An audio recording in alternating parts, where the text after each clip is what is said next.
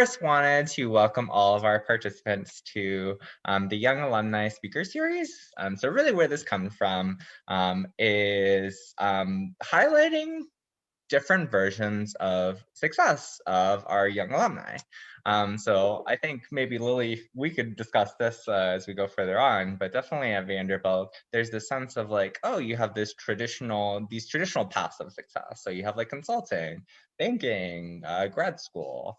But there's like, I feel like 90% of people really take those roads that are less traveled, but they're not as highlighted.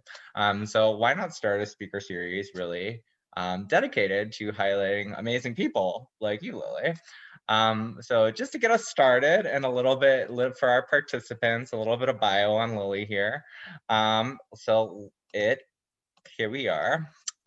So Lily graduated from Vanderbilt in 2016 with a BA in biology and a minors in English and Latin American studies. She wanted to receive her MS in Science Journalism from the Medill School of Journalism at Northwestern University. So kind of bridging those two passions, I see that there. And she has written for publications such as the American Society for Biochemistry and Molecular Biology and Nashville Public Radio, and has had stories and clips featured by organizations such as the Big Ten Network and NPR. The other Nashville Public Radio. Yeah. She's currently the communications director for the 501c3 nonprofit Bike Index, a member of the VU track and field team. She transitioned to the sport of cycling and has been a professional cyclist since 2018. She currently rides on the road for the American Pro Team, Rally Cycling, and also on the track for the US national team, where she was part of the 2020 World Championship winning pursuit team, and she's on the long list for the Tokyo Olympics. So that's a mouthful, Lily, and like, I just don't even know where to start. So I'm gonna punt the ball to your court, because there's so much to dissect there, so many like twists and turns that like I don't even know where to begin. So I want you to dissect this for us and give us a picture of who you are, Lily. And I apologize for all the shaking. I'll stabilize my legs a little. Oh yeah, no stress. Thanks so much. I'm so happy to be here. I watched the 2 Young Alumni Speaker Series that you guys have done so far, and I immediately resonated with those. I thought that we had 2 great examples of people from Vanderbilt who have really made their way in their own careers, kind of that they've chosen made for themselves. And I think a lot of people listening understand that once you leave school, things aren't quite as cut and dry as you may have expected or come to understand. So I'm really excited to kind of share how I got there, how I got to where I am now, and really how Vanderbilt prepared me for life after college. Yeah. So I initially grew up in Florida, as we were just talking about. I graduated from high school in 2012 and went to Vanderbilt from 2012 to 2016. I knew that I wanted to study biology pretty much right away. I've always loved biology, but unfortunately don't quite have the math skills for the chemistry and some of the other like physics and other sciences. And once I got to school, I kind of just saw it as an opportunity to throw myself into as many activities as possible, which was not always successful. Obviously, as many of us know, we try to do a lot and it doesn't always quite work out. But at Vanderbilt, we were kind of in a place where that was possible and where we received support and community in a lot of different ways, trying a lot of different things. So I did end up getting my degree in biology, but along the way, I picked up minors in English and also Latin American studies, as you said. And I always kind of excelled in the liberal arts and really kind of had a hard time in the sciences, even though it was something I was super passionate about. So basically, I just tried to do as much as possible. Like I said, I was part of Greek life, was part of alternative winter break. I was part of the Slant, which I don't know if everyone has heard of that, but I definitely have. Satire publication. So I did all sorts of stuff, kind of just and then took a bunch of random classes, finished my major pretty quickly, and then kind of just tried to fill my learning base with a bunch of subjects that I thought were interesting. Which, you know, you get in the real world and you're like, oh, I wish I could just go take a class on, you know, intersectional feminism, and you just don't have the opportunity to do that. So definitely tried to do as much of that as possible while I was at school.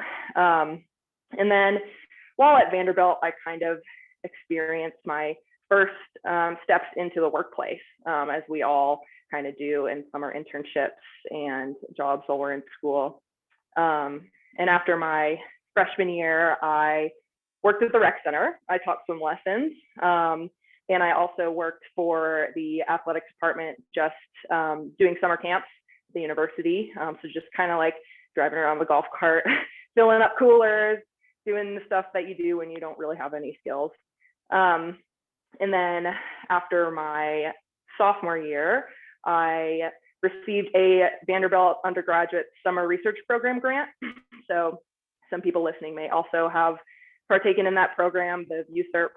And I got to spend the summer working in a laboratory in the infectious diseases department. And kind of up until that point, I knew I wanted to do biology, but I also knew I didn't want to go to med school. I wanted to do research. So that was kind of my first opportunity to try doing research in a professional setting. And my mentor, Dr. Holly Allgood, was amazing and really helped me learn how to write protocols and do lab work, and got to present at the end of the summer and see if that was for me. And then after my junior year, this is kind of when I took my biggest transition. I was taking organic chemistry over the summer for the second time, and I got an internship with Nashville Public Radio. And I had also applied for an internship with the Nashville Scene, which is kind of Nashville's cultural publication. And I was accepted to both programs, but ultimately chose to go with Nashville Public Radio, where I kind of learned that science journalism was a thing. And I thought, kind of as you mentioned earlier, that it would be the perfect marriage of all of my interests. So the science, kind of those liberal arts writing skills, and information translation, and then decided to apply to graduate programs in science journalism, which there are a surprising number of, and eventually went to Northwestern at the Medill School of Journalism in Chicago, where I spent a year pretty much working as a journalist. They kind of send you to do all sorts of stuff. You have to source stories, and I did video production and audio production and learned basic coding for web posting and design.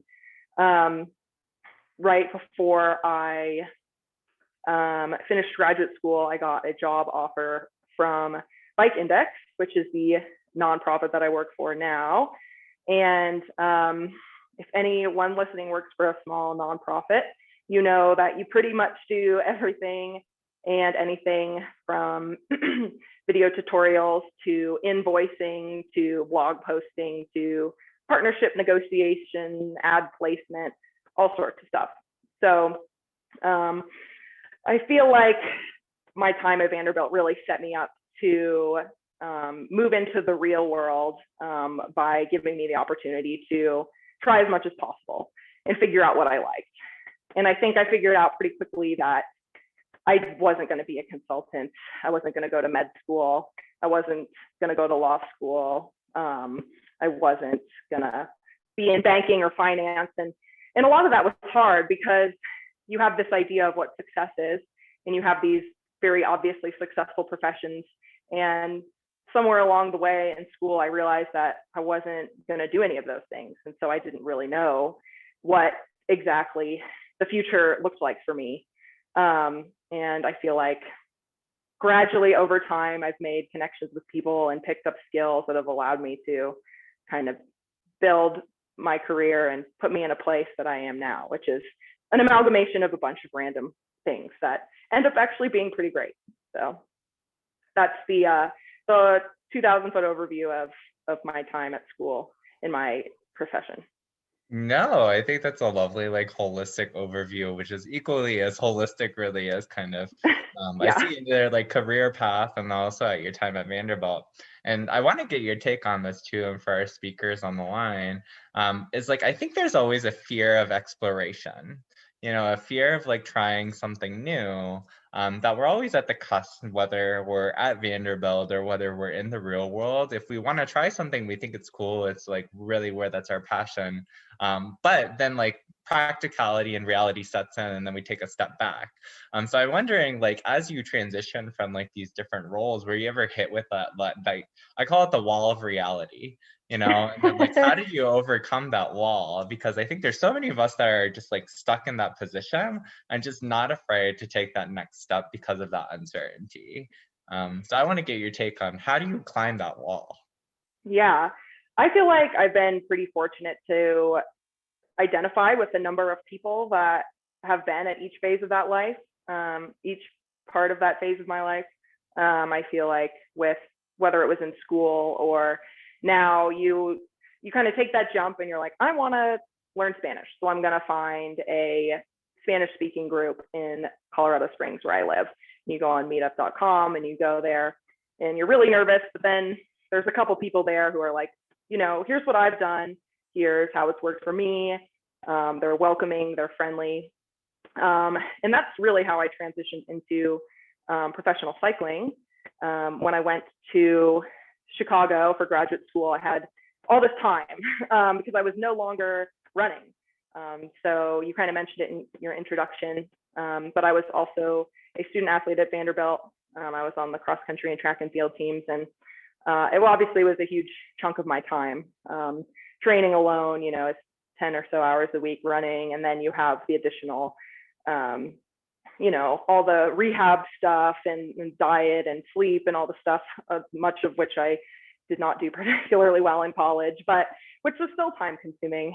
And when I went to Chicago and was in school, I had all this time to fill, and I decided to get a job at a bike shop just to make some extra money. And kind of sent an email, got really lucky to get a job in my neighborhood, and was basically sweeping the floor and putting bikes together in the basement of a bike shop.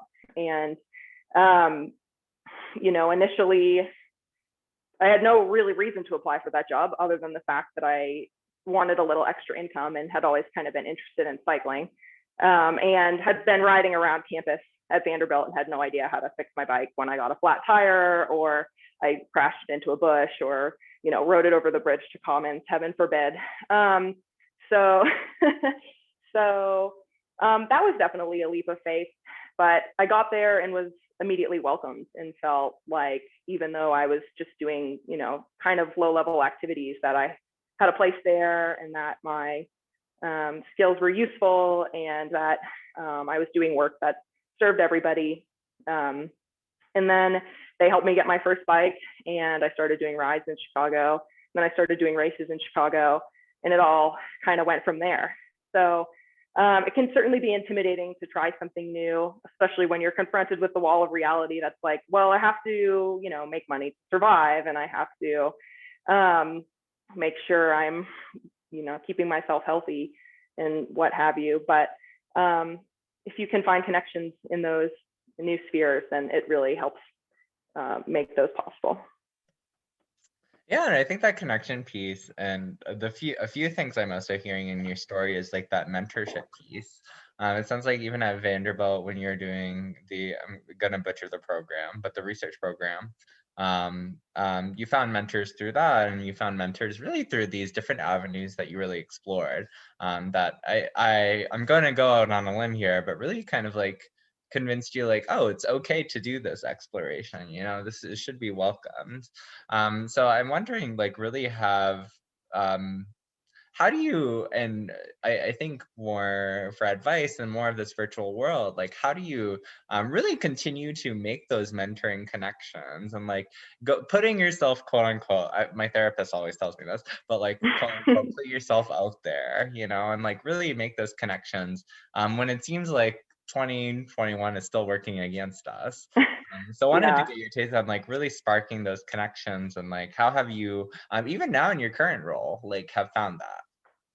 Yeah, absolutely. I think the number one thing that I have learned is to be really open to help from people. So that goes beyond just literal, I don't know how to do this. Can you give me help? But being ready to receive criticism and ready to be challenged in your opinions and your beliefs and the way you operate yourself and your day to day. And obviously, that's pretty cut and dry in sport. If you don't do well enough, you are told you're not doing well enough, and you can either take that feedback and say, they're wrong and I'm going to keep doing it this way, or you can say, this is what I need to do to get better. I need to be more proactive in reaching out to other people for supplies in the lab, or I need to ask for someone to proofread my story before I bring it to editing, or I really don't know how to fix this bike. Can you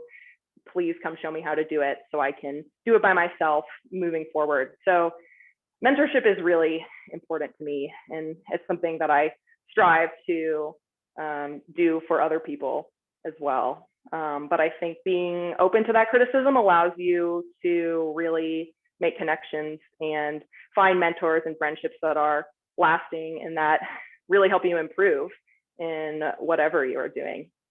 So Yeah, I think that's, to comment on that a little more, I think that's really, I know in some of our previous talks, we talked about like this imposter syndrome. I think that's really a way to reframe that, it's like you aren't an imposter, like people have their own, as we're getting here, like different versions of success, and that someone else's truth might not be your own. So like I'm seeing kind of that in your story, where it's like taking that not as like something that is intimidating, but something of more of admiration, of like really to aspire to too. So reframing that, like I never thought of it until you just mentioned it, or kind of like reframing, like, oh, like being more open to the feedback, being more open to really broadening your horizons in that capacity. So which leads me to talk about, and one of the other things, I actually two things. For our audience members, this is one thing that I forgot to cover, but feel free to throw all your questions in the Q&A, and Lily and I will be happy to discuss them. I know you guys probably have a lot of things zinging in your mind, but please do put them down on paper so we could ask them. And the second thing that I wanted to talk about, like, as I constantly hear, okay, like student athlete, a lot of time dedication, slant, Greek life, classes, like balance. That's like all I'm thinking about. Like for me, I'm like, wow, it's hard for me to balance like two things. And then I'm hearing you talk, I'm like, oh my gosh, Lou, like this is a lot. So like, what is that? Like, how did you do it? How do you do it? And then what are you continuing to do that you might change really to maintain that balance? yeah, I mean, balance is different for everyone, right? So my version of balance might not be the same as yours or anyone else's. But I will say that Vanderbilt was the best practice ground for how to find balance. And I think more often than not at school, I failed. I was trying to do a lot, and I was often kind of a mess. And in the end, I had goals and things that I wanted that I didn't achieve because I didn't balance things well enough. And that helped me refocus and prioritize. And that is the process that happens every single day. And it's actually funny that you asked, because I feel like it's happening more now than it has ever in my career, the struggle for balance, because as we get closer and closer to Tokyo, hoping that it happens, we're training twice a day. I'm working, anytime I'm not training. And then at some point, I like to see people and do other things. But obviously, with COVID, that has made everything there more challenging as well. So it's been quite a struggle to kind of reacclimate to a life where I have to really prioritize and balance things, when I'm kind of used to just being like, I can train when I want, and work at night if I want, or work in the morning if I want, or what have you. But the biggest thing with balance, and I think the lessons that I took most from school and apply forward, is that you have to say no sometimes. I know this is a cliche. A lot of people have said you have to say no, but you don't really believe it until you either have a total meltdown or, you know, something else kind of snaps and you realize that you can't do everything that you want to do. So unfortunately, a lot of times with sport, you kind of have to say no to some of the more social things, and you have to, you know, you don't get to talk to your family and your friends as much or see people, especially now because we have to remain healthy. So any opportunity to get sick is something we have to shun. So yeah, I think in school, I struggled a bit with balance, but by doing so many things, I was able to understand what I wanted to spend the majority of my time on. And every day is a continuing process in narrowing down those things so that I feel like I have a healthy relationship with my life in a number of different ways, but also I am not too overwhelmed, which is very easy to do. Oh yeah, 100%. So it's kind of like a funnel. Like, it's you a know, funnel. like, it's like I've been watching a lot of like Netflix cake series recently, and they have like this really Yeah. cool cake with like a bunch of layers. It's like, yeah, the first layer, and then you have the second and then the third one, which is like the most special, but it's also the one that you have to like dig down deep to like find. It's like, so Yeah. it's constantly trying to like dig through and Yeah. peel through those layers to get like to those things that matter to you most. Right. So we actually have a question in the chat here. So Lily, did you have specific career dreams early on in your life?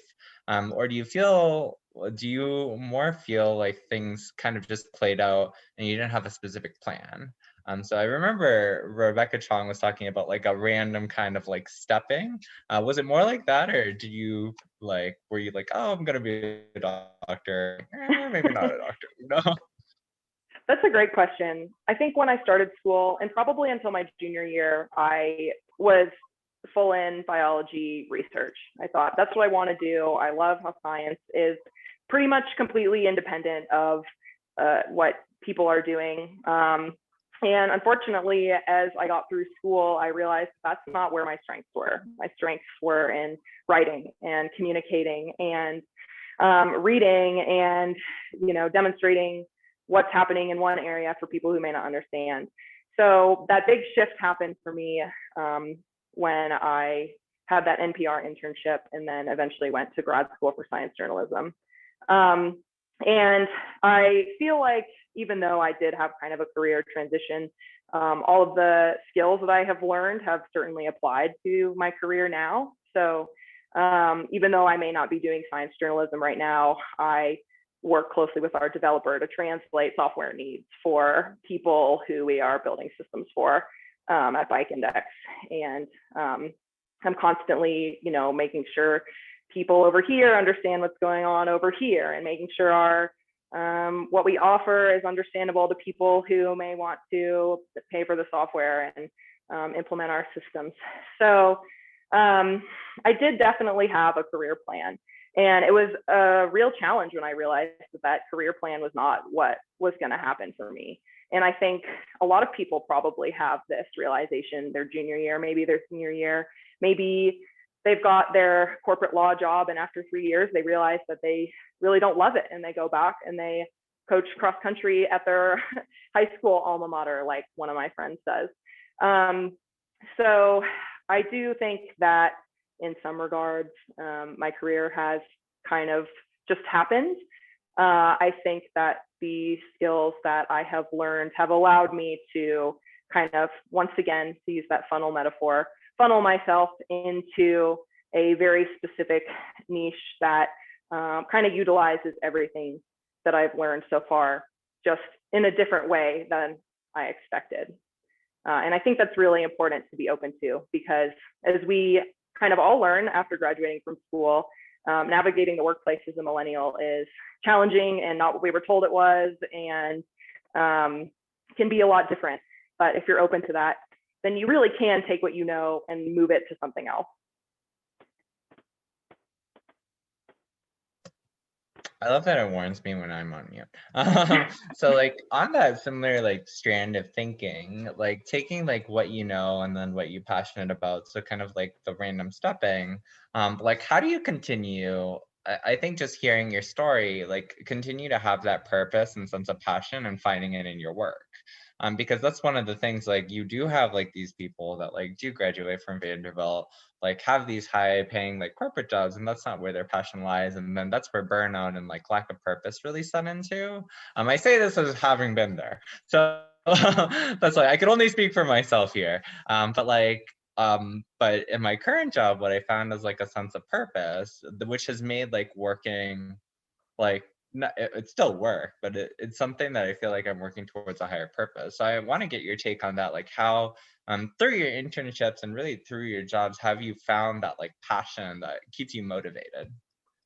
Yeah, absolutely. I really resisted the idea of goal setting for a long time because obviously I didn't want to set a goal and then fail to achieve that goal. But what I have found is that setting goals really helps me find purpose in my work.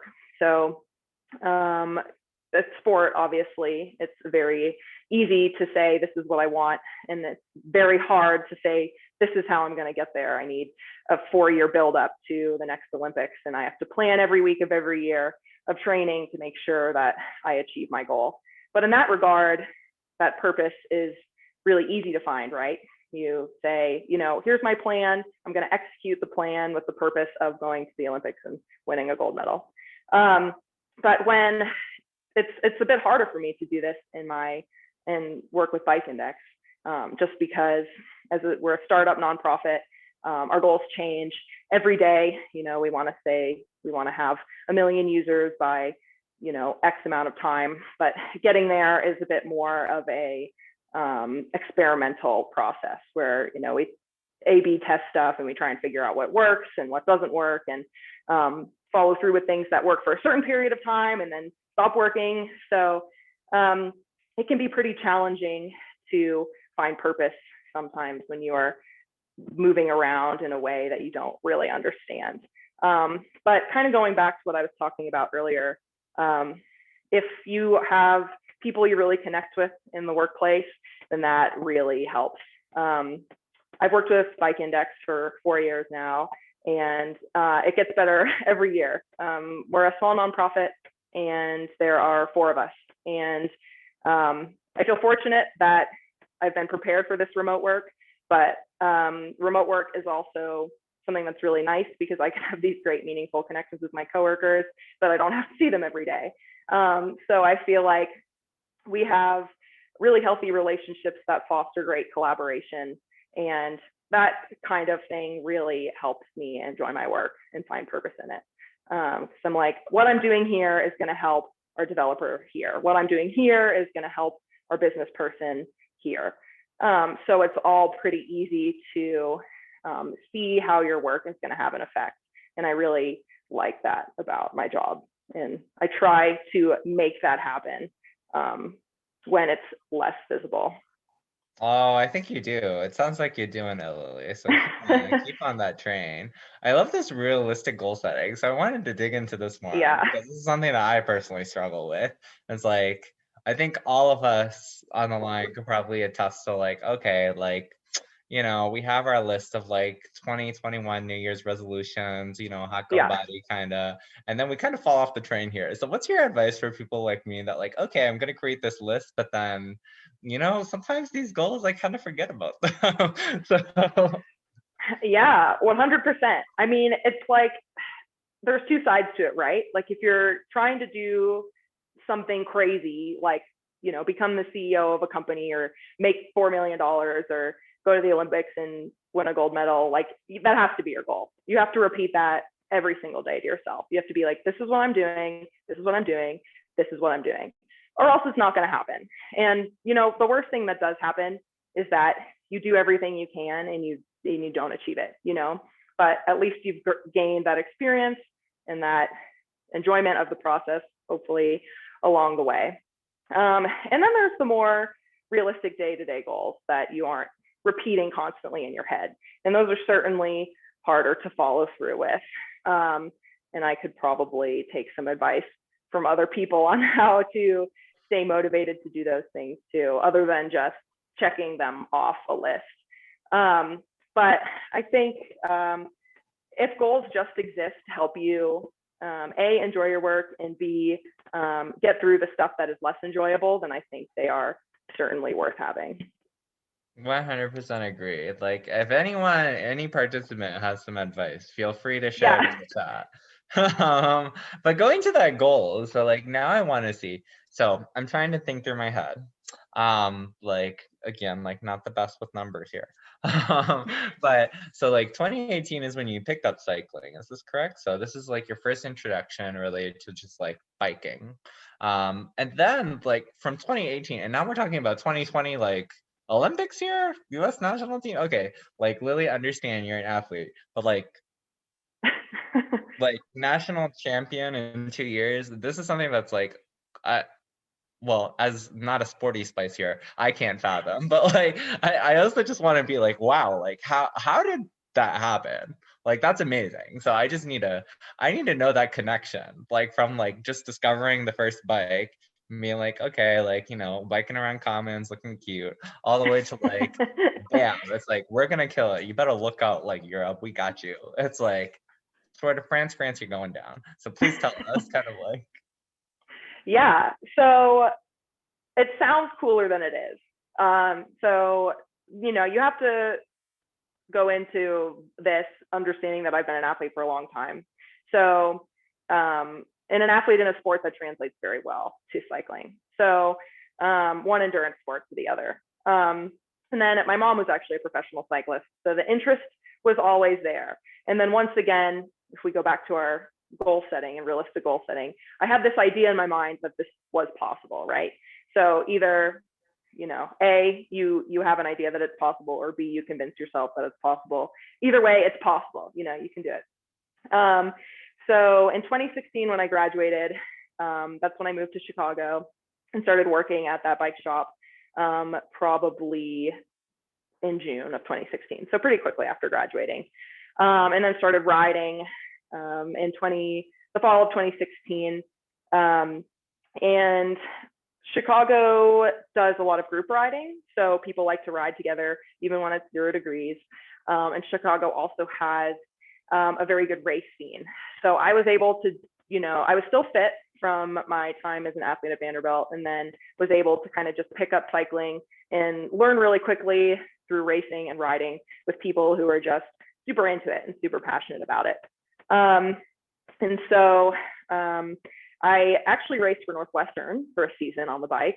So that was kind of a nice transition into cycling as well. Unlike running, cycling is not a NCAA regulated sport. So I could compete even though I was technically a year or two old or so compared to what I would have been able to do at Vanderbilt if they had a cycling team that was in the NCAA.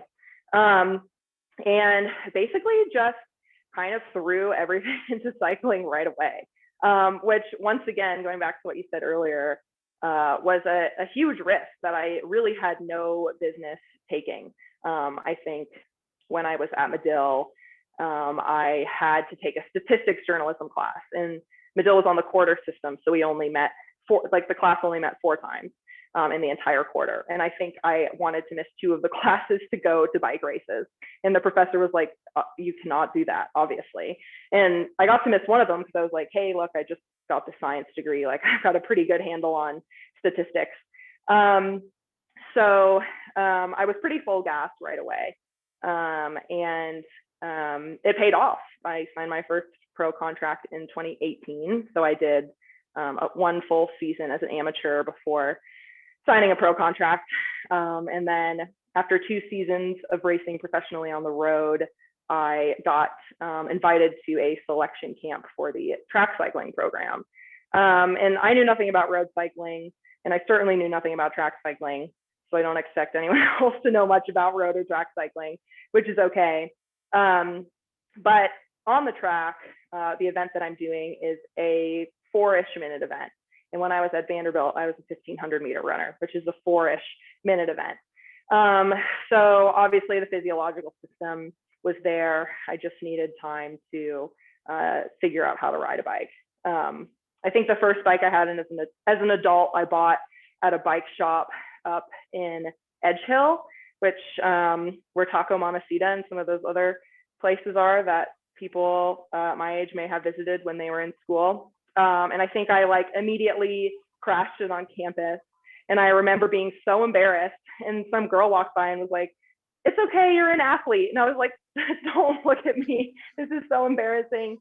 So yeah, I just love to ride my bike, and kind of ride all the time. In Chicago, the commuting scene was really big, so I could ride from my apartment all the way downtown, just like an 8-mile commute, and it was faster than driving, or just about as fast as taking the train. So I just got a ton of exposure really quickly, and I really quickly realized that that's what I wanted to prioritize, and kind of threw myself into it, and luckily it's really paid off.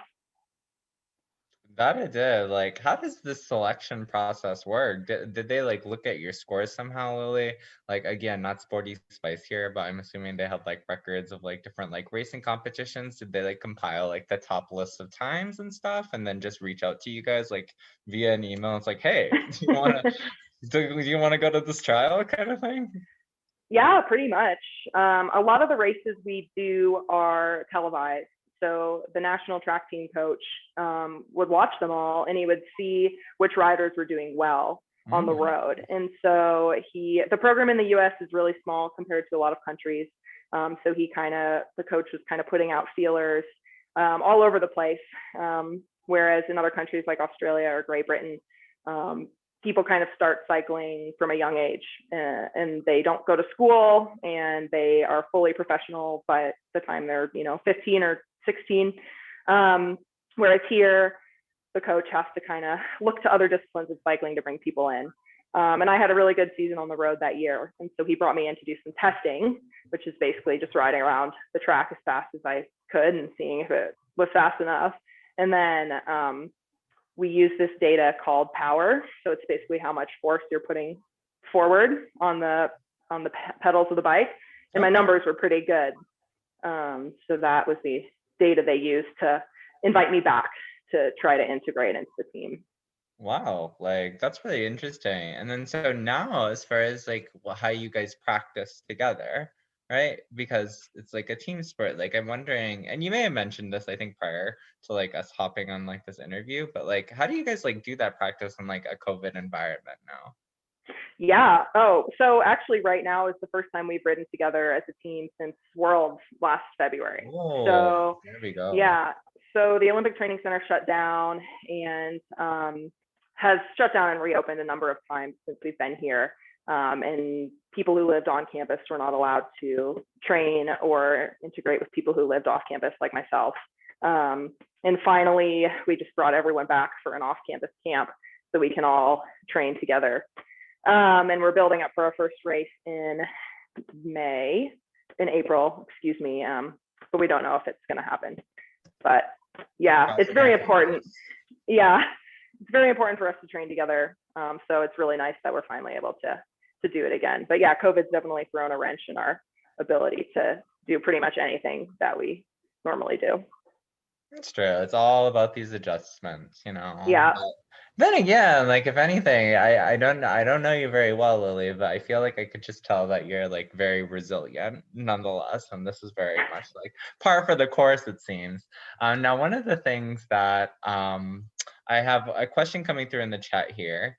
So going back to the idea of imposter syndrome, which every Vandy student felt at one point. Yes, anonymous. Yep. 100% agree. Did you ever worry about whether or not you belonged at the top stage of cycling, especially with such a short track record compared to your competitors?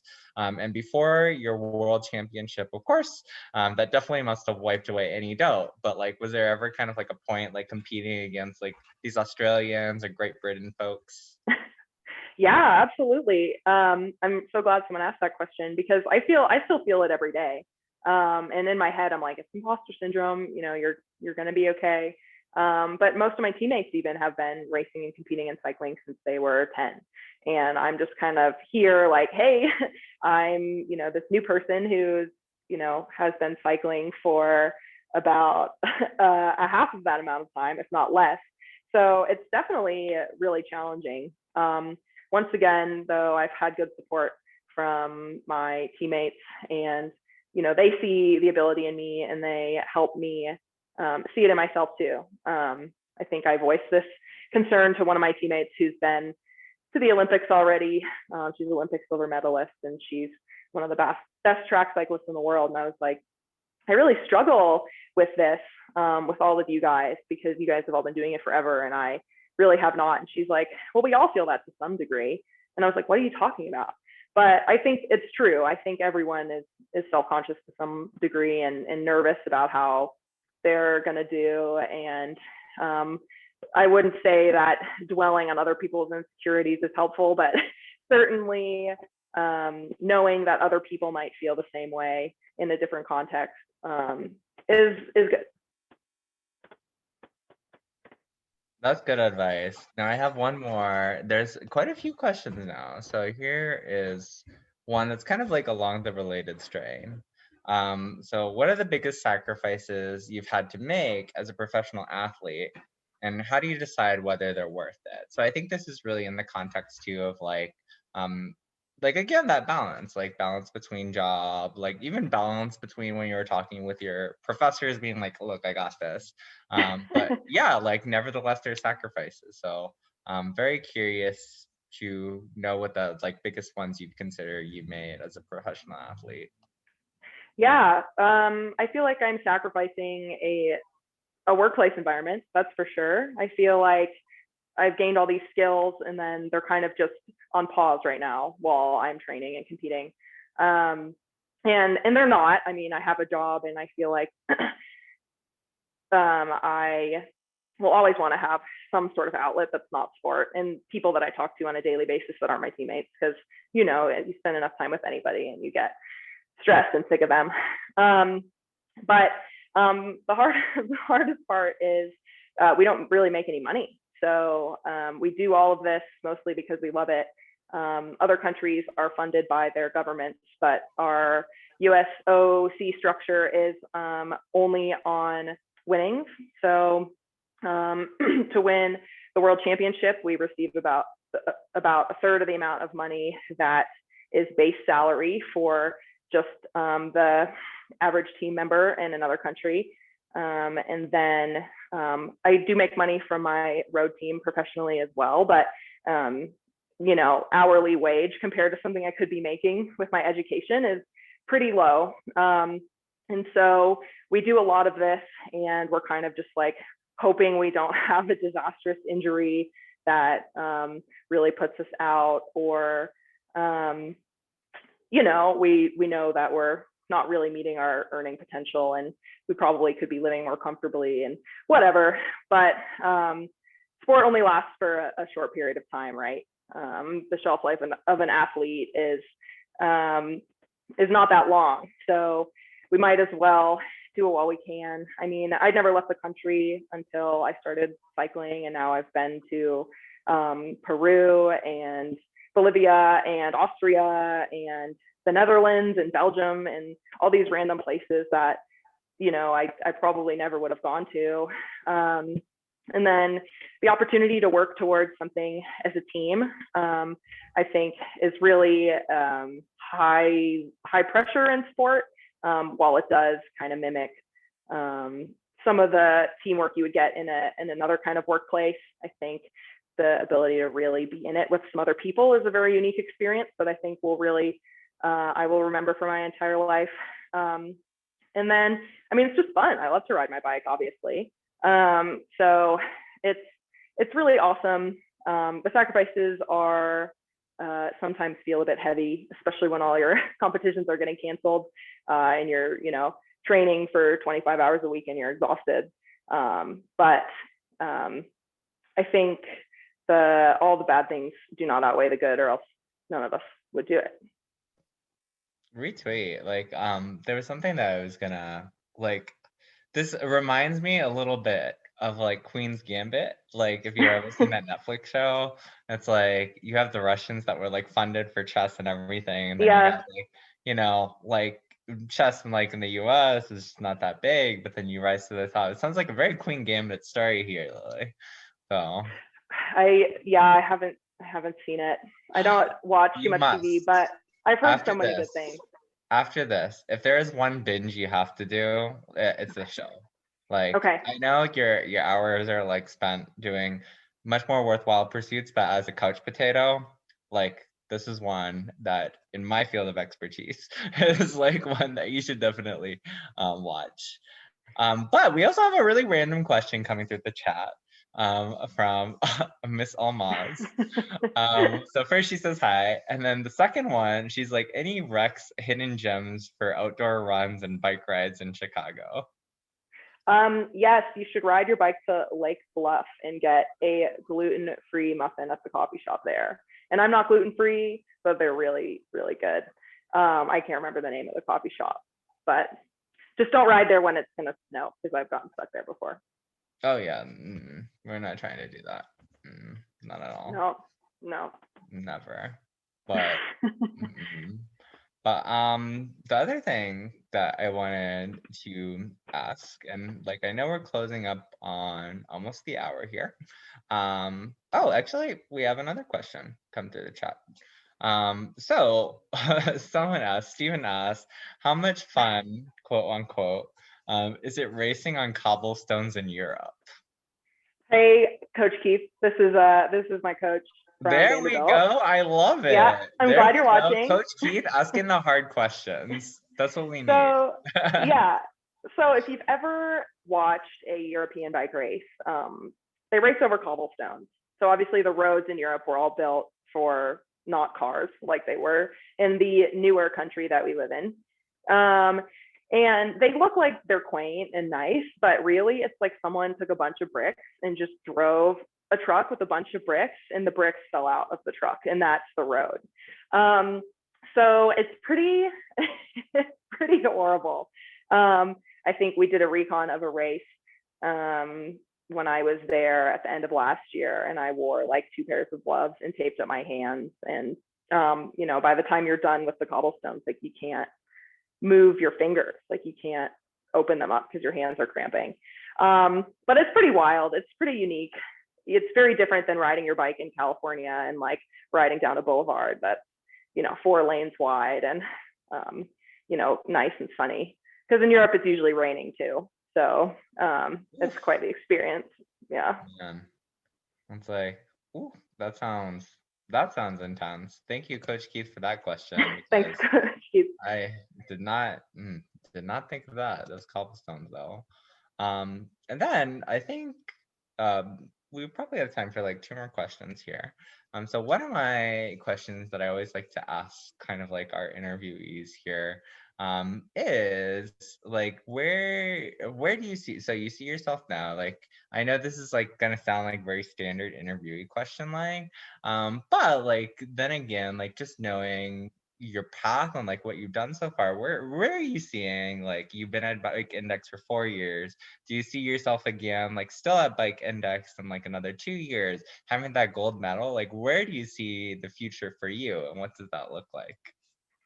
Yeah, that's really interesting. I think if you asked me this question a year ago, the answer would be different than if you asked me this question a year from now. And I was talking to a friend about this the other day. With my work, a lot of times people ask me, or my boss will ask me what my goals are at work and where do you see yourself.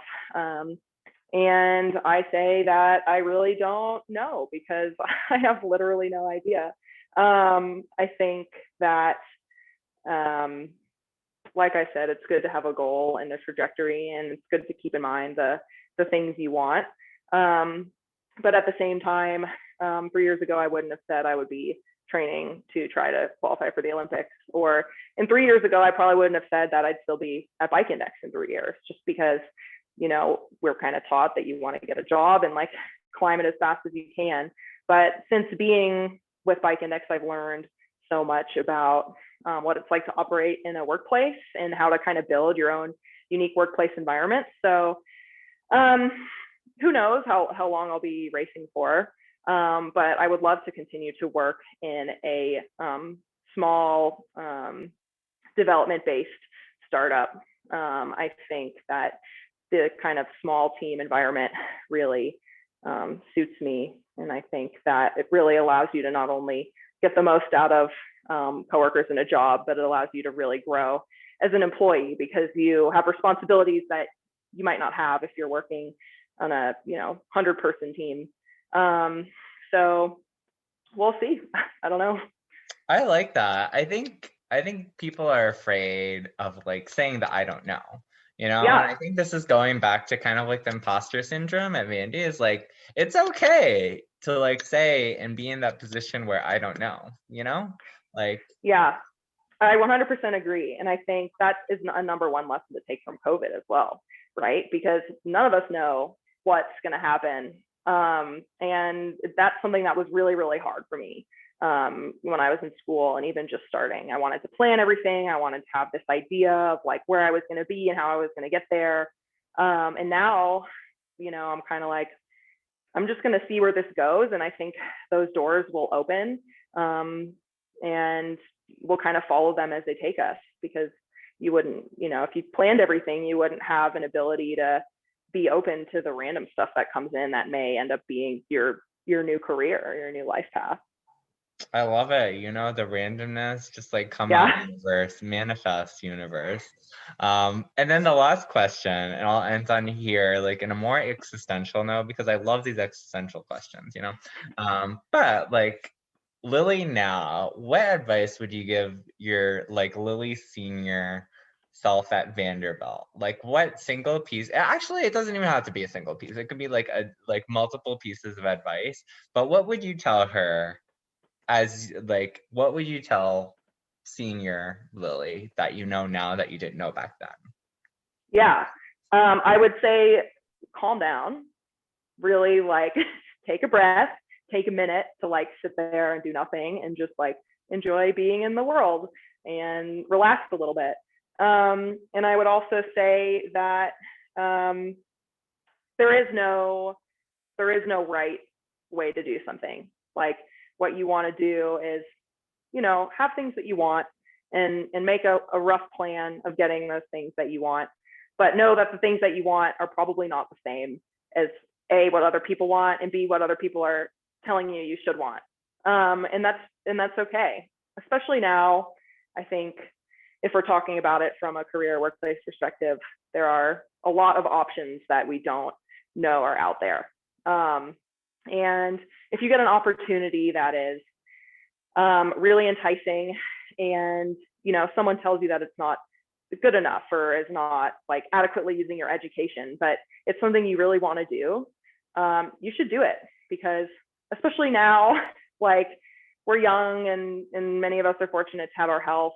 Do stuff that doesn't necessarily fulfill your career goal, but might help you become the person that will fulfill your career goal later on. I think those are all like excellent pieces of advice, but like even now I'm like, Lily, preach it. Like, I need to write these down. Because like, and I think that's a really good note to end on too, is like the I don't know, and then just kind of like carpe diem, Yeah. like living out your passions. Yeah. And really for our audience, I think, again, takeaway and plug for the series is like, you guys, like, only we could identify like our own versions of success, Yeah. It's like, I remember at Vanderbilt, and I think we have similar stories. It's like, there was a time where I was trying to live someone else's story.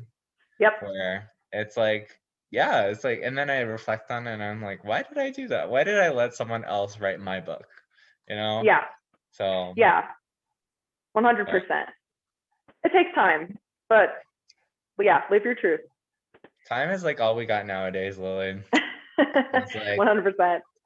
So here we are. But I think that is a good note to end on. I want to really thank you for being our speaker, our March speaker.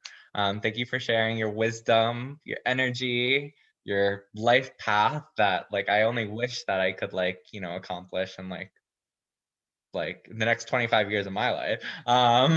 So but yeah, I wanted to thank you, and keep on doing amazing things, keep on changing the world, Lily, and then just keep on living those passions. And I can't wait to see you on the gold medal stand at the Olympics. Yeah, I hope that Oh, happens. don't worry. It's not hope, girl. It's I will. So Yeah, exactly. Tell yourself it's going to happen. Well, there we thank you go. so much. This was really great. No, this was wonderful, Lily. Thank you for joining us, and for all our participants. So thank you for joining, and thank you, Sarah, Whitney, and Kate for helping us get this together. As always, it's awesome. And signing off from the Young Alumni Speaker Series, I'm Andrew, and Lily, you're on my left side, but I might be on your right side. So I'm gonna Yeah, flex you. I'm Lily. Thank you so much. And thank you guys. Talk to y'all later. Thank you so much, Lily. Bye. Yep, next speaker. Oh, I forgot this one plug. Next speaker series is on April 14th, you guys. Be sure to register. Otherwise, I'm going to throw it out in social media, email. So, but talk to you later, Lily. Bye. Thanks. Bye.